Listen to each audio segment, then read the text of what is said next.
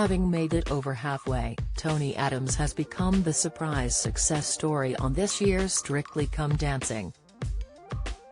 The former England defender and Arsenal ace has continued to improve week on week throughout the BBC One dance competition, despite the naysayers. But it's certainly not the first challenge he has faced. 26 years ago, Tony, 55, was in a very different place after years of alcoholism almost destroyed him.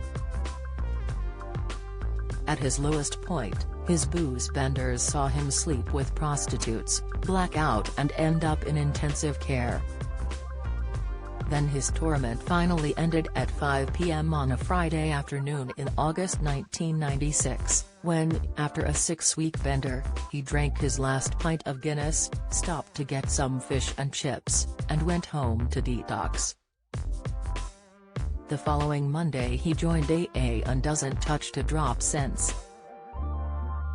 The bender that ended all benders kicked off minutes after England's defeat in the European Championship semi-final, which Tony had been at the helm for.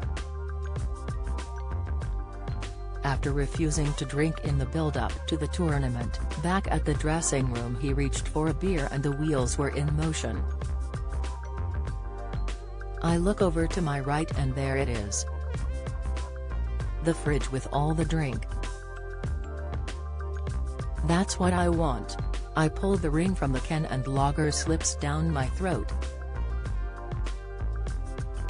It's only Carling, but it tastes like Dom Perignon, he wrote in his autobiography, Sober. The team sit around the bar, drinking beers, talking about what had happened. Slowly people go to bed, but not me. 3 a.m., 4 a.m., I'm up and drinking. I'm an alkie, so that's normal. Nothing out of order, but I drink to pass out. Eventually it's what I do. The next day, as his teammates headed home to partners and family, Tony, whose first wife Jane Shea had left him and taken their children, realized he had nowhere to go. So he went to the pub. He wrote, "That's the start of a 6-week bender." Benders like that are hard to explain. I'm lost, bewildered, confused. You know what?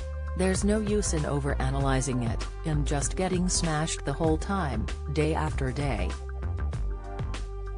Everything is about the booze and it becomes a blur. Out in a pub garden or at a club, sometimes eating, often not. Personal hygiene? That goes out the window. Talking candidly about his lowest ebb, he admitted to sleeping with prostitutes despite not enjoying it. I can talk about these stories now and laugh as I survived, but I was getting into serious situations. I'd leave strip clubs with numerous girls, paying for sex and hating every minute of it, he continued. I'd wake up having pieced myself or worse. The thing is, if you'd knocked on my door on one of those days and said, "Come on, Tone, look at you, you've SHT yourself, you're a mess," I'd have laughed it off. After reaching rock bottom, Tony turned his life around and went on to win 4 major trophies as a player before retiring and going into coaching. He set up charity Sporting Chance in 2000 to help footballers and other sports stars recover from addiction. What do you think will win Strictly this year? Have your say in the comments section below.